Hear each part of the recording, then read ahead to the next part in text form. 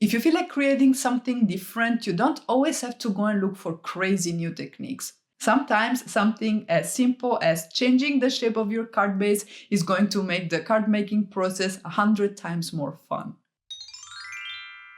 The inspiration for today's card comes from my new Halloween dies by Tim Holtz. I'm being a little bit conservative with my spending these days, but these were just too fun to pass on. You can use colored cardstock if you want to make everything faster, but I always like to use my inks for these kind of things. So I die cut everything out of watercolor cardstock, and because this is going to be a Halloween project, I decided to use my distress oxides to add color to the die cuts, because I thought that the chalky finish that they add was just gonna be perfect for a Halloween project.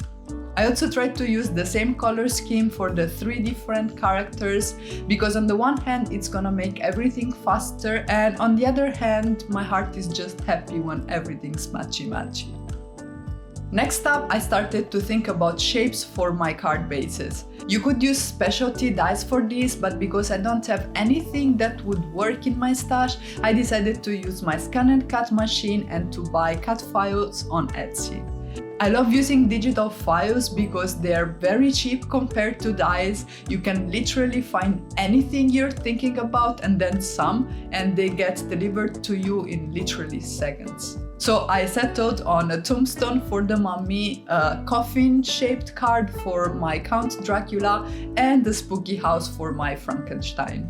Because I want to create cards out of this that actually fold open and closed, I cut each shape multiple times, again out of some watercolor cardstock. I did this after I created my characters because I wanted to be able to gauge the size of my cards against the size of the characters, while also making sure that they would fit in an A2 envelope. If you want to edit your files, it's actually pretty easy. All you need to do is to double click on them and you will see all these little circles appear. If you want to delete anything, you will just select by clicking and dragging your mouse and then hit the delete key on your keyboard. In this case, I deleted the top part of the tombstone because I just wanted a slab at the bottom to create some extra dimension and interest in my design, but this is totally optional. You don't have to do this step if you're not comfortable with it.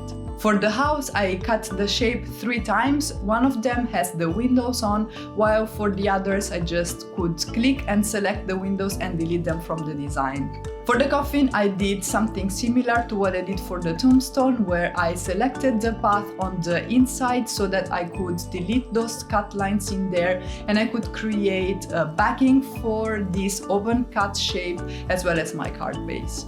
I exported the files on a USB stick and then I cut everything out with my ScanNCut machine, and I can never get over how absolutely fantastic this machine is. Once all the shapes are cut out, it's time for the fun part, which is decorating them. For the tombstone, I just blended a flat layer of figurine smoke and then I added some shading with Black Soot Distress Oxide. A few splatters with Distress Oxides in the same colors added some fun texture to the stone, and since I wanted to break up all this gray, I decided to take a stiff brush and just stipple some Distress Oxide in Modlon on selected areas on the tombstone. I also added some spider webs that I cut out of some vellum. I raised my mummy on some foam squares and I added an itsy bitsy spider just to fill in the space a little bit more. And before showing you how you can turn this into an actual card, I'm going to show you quickly how I decorated the other card fronts. For the coffin, I did some ink blending on this open cut shape with Black Soot and a little bit of Seedless Preserves. For the panel that will back this one, I instead used a Cloudy Stencil by Heffy Doodle and Distress Oxides in Squeezed Lemonade and Twisted Citron to create some sort of poisonous looking sky that would be spooky. I also decided to add some sparkly splatters for a little bit of extra shine, and then I added this super fun Count Dracula die cut. I finished off the card with a super simple die cut sentiment that I inked up with Distress Oxide in shaded lilac, and then I added some black onyx crystals by Studio Katia.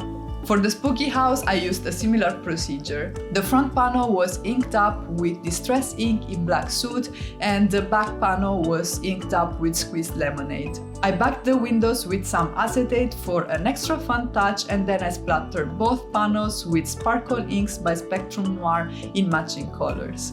I added my Frankenstein, a couple of bats, and a hit and emboss sentiment, and then it was time to create my card bases. And this is really easy to do.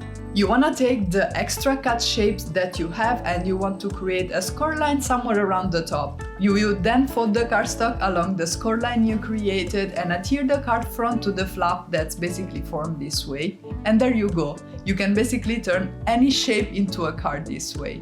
And if you're looking for fresh card making ideas, you should definitely check out this video right here. There I'm sharing my secrets to finding inspiration when I'm starting to feel a little bit bored of the same old techniques.